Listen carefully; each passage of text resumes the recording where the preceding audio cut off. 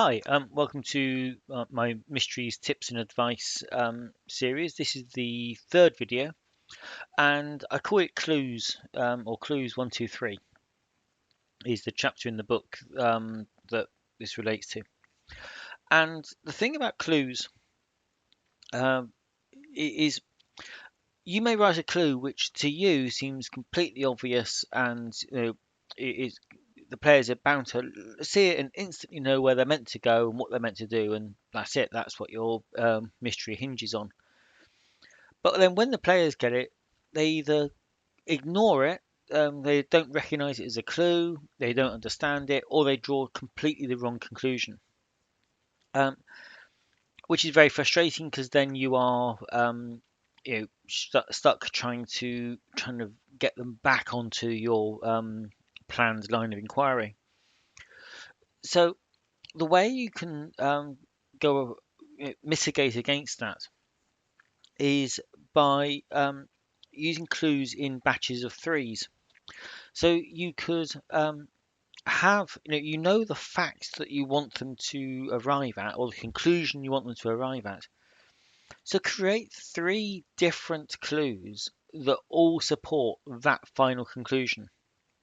So if they um, find the first one and it makes no sense, but they find the second one and they think that could be that, or maybe it's that first conclusion, and then they find the third one, chances are the fact that there's two against one pointing to the conclusion that you were hoping might reinforce it. Or they might stop searching for clues when they find the first one and they're onto the right track. So you've got a first clue, a plan B, and a plan C. But you can also so have three clues for every conclusion you want them to reach. But you can also put clues in you know, rather than going, you will find clue one and it will lead you to conclusion one, then you will find clue two and it will lead you to conclusion two. That's kind of the breadcrumb approach, where all the clues daisy chain together. And that's what Gumshoe works on that principle.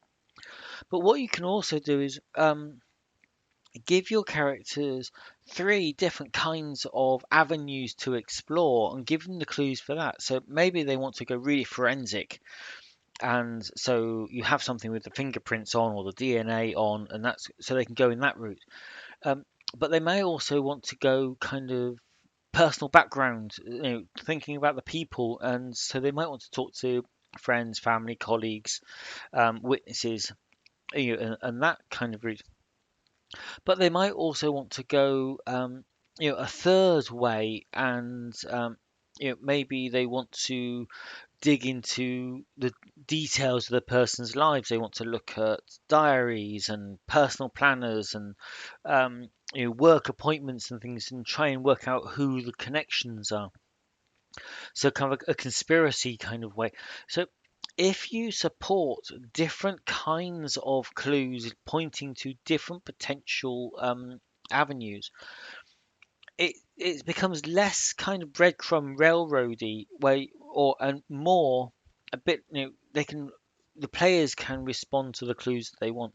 So in a way, you end up with nine clues, three different supporting pieces, clue ways of getting the same conclusion, but supporting three different conclusions. And if you're improv your way through this, as soon as the characters or the players have chosen one route, you only kind of have to support the progress in front of their investigation. You don't have to produce masses and masses of clues which are never going to be used. But if they hit a dead end because they've completely failed to grasp your clues, they can always backtrack and try a different route, in which case you can then use, again, progress your investigation just in front of them by improving.